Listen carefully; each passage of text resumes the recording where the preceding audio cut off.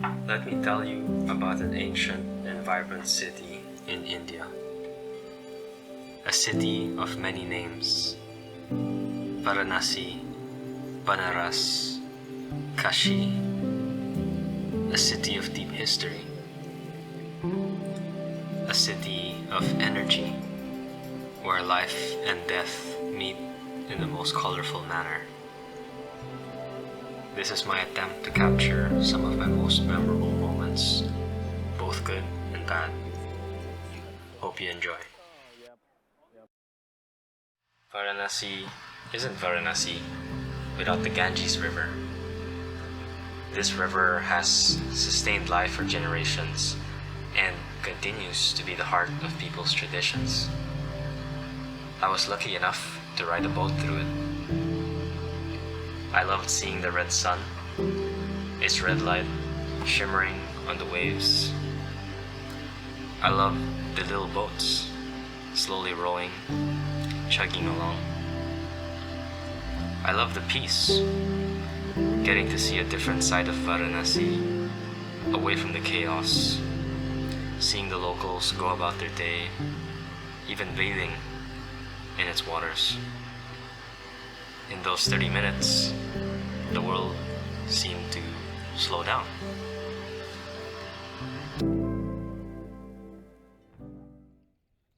At around 7:30 a.m., towards the end of our boat ride, we even got the chance to light a candle and give an offering to the Ganga River in exchange for a wish. My friends Mary and Scott did their best, but unfortunately, something unexpected happened.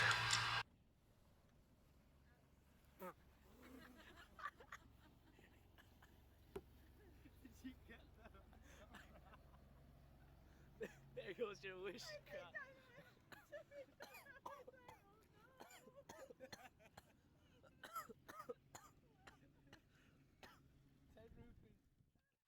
All in all, it was still a wonderful and unforgettable boat ride. From this great river come the Ghats, literal steps that lead to the river. There were 20 Ghats, each with its own name, unique structures, and feel. Over time, these Ghats have become home to many Hindu rituals.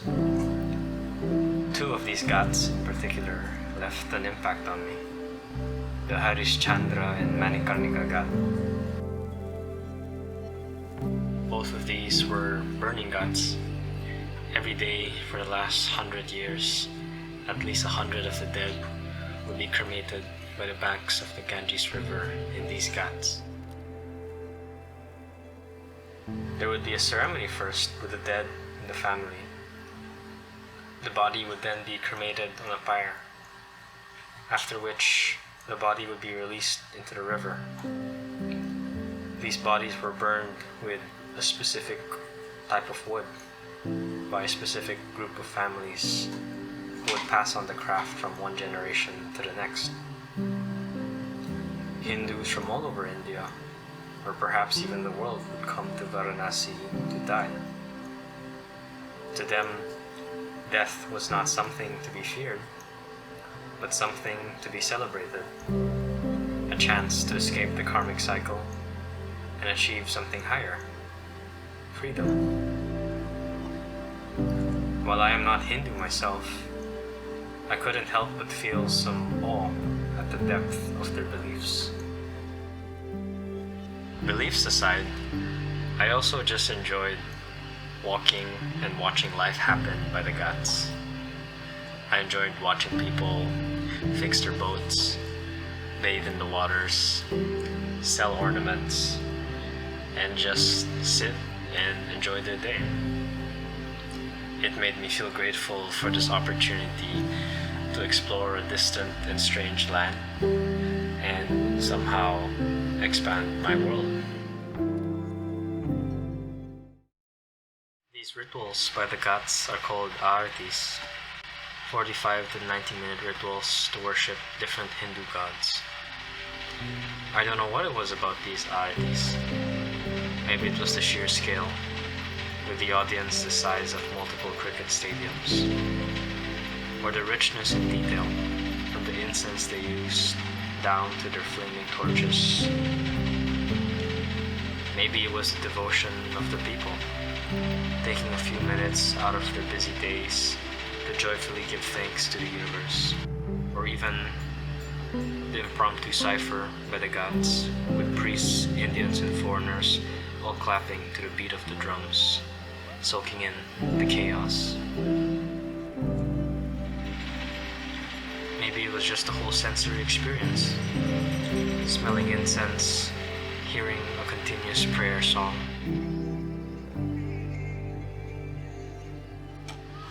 Maybe it was the visual spectacle, seeing red flames lighting up the night sky with the occasional flash of lightning, as if the gods were nodding their head in approval.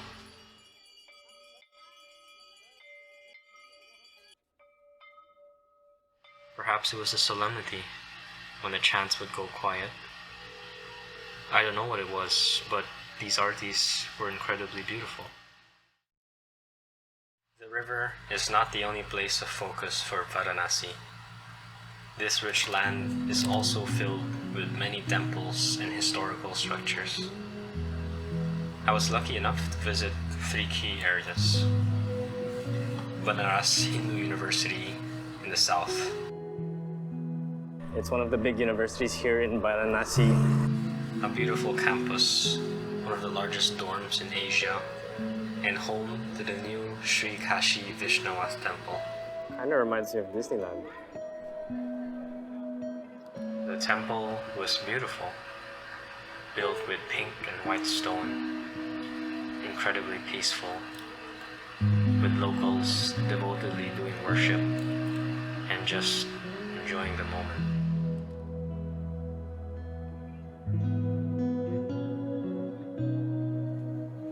India, land of magic.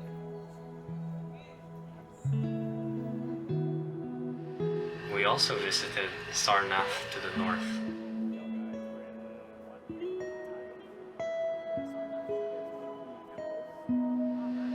One of the birthplaces of Buddhism, where the Buddha first taught Dhamma. It's massive, man. I really enjoyed walking around the gardens, seeing the stupas, and just soaking it all in.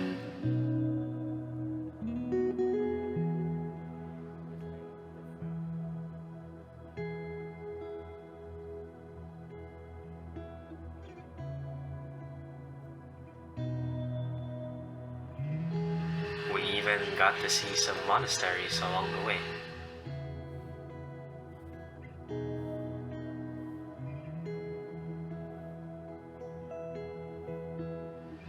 And finally, Ramnagar across the river.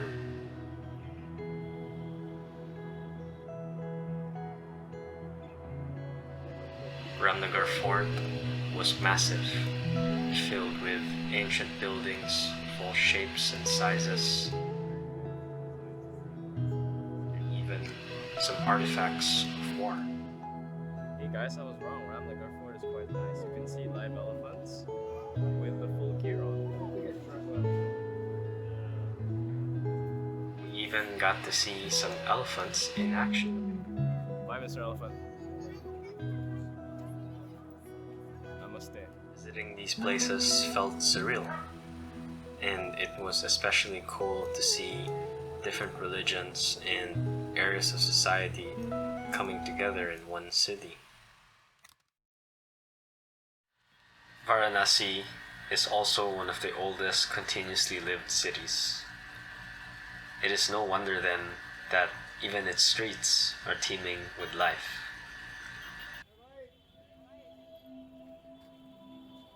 From the narrow, maze-like corridors,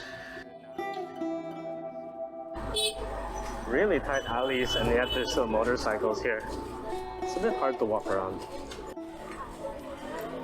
Damn, we almost got run over. to the patchwork of rooftops stretching across the horizon. It's a good place for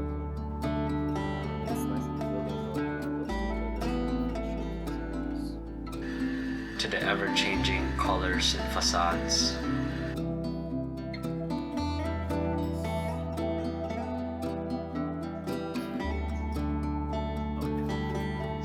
Stuff like this happens.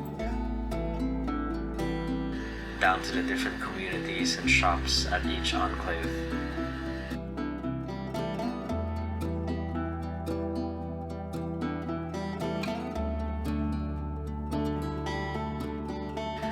Even to the unexpected critters that cohabited the streets. Hello, Mr. Cow. May I pass?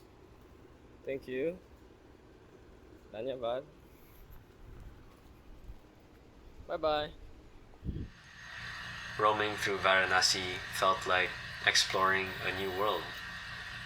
Each stroll leading to new paths and magical discoveries. While it was not always clean, peaceful, or convenient, there was a certain beauty in the chaos, one that belies centuries of history, tradition, and culture. Varanasi's rich culture and beliefs is only matched by its food. I was fortunate enough to experience some of these flavors with my friends. We tried everything from chat at Kashi Chat Bandar. It's a famous area for street food. Is this your favorite food, Teju? Oh, okay. Okay, okay. What is this called, Teju? Chaat. Chaat. Like mutton, curd, butter is like chickpea. What's it taste like, Scott? It's like sweet and sour. Yeah, the pea is like really sour.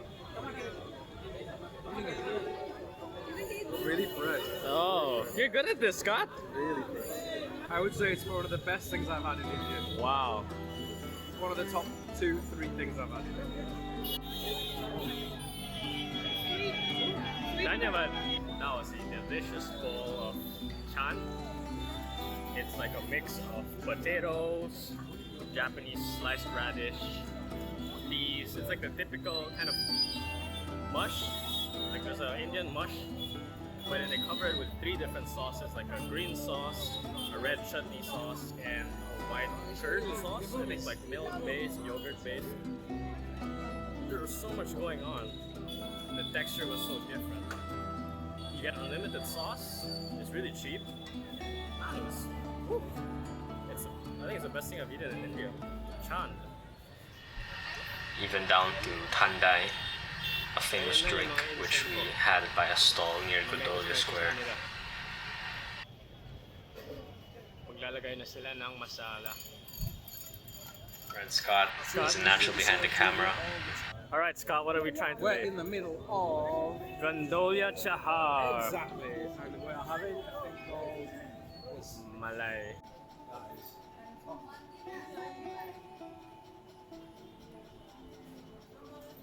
Good. it's like Okay. Teju, with our friend Teju. He's gonna teach us how to drink this. There's a cockroach in the kitchen. Oh, okay, okay. It's light. Not too thick. It looks thicker than it actually is. I would say 2 years in India. Guys, feel out.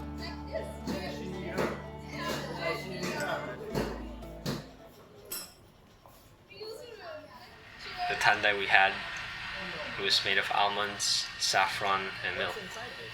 I really liked it. It tasted like a milk yogurt drink, but had a nice kick that kind of tasted like Totally mustard. vegetarian. We even tried Indian street food such as pani puri. Putting some sprinkles, some sauce, and I think some chutney. Nice mix inside of I guess fried bread with a hole inside. Some curd on top, or a milk yogurt based sauce. And in the Desi, evening, desi. we even got some Indian flavored Okay, candy. Indian flavor, Indian candy. Let's try. This one, orange. That is nice. And of course, some chai. well, ruby chai, one of the cheaper chais I've seen, and it looks really good because I don't know, the store just looks like a nice coffee shop. Evenly heating the chai.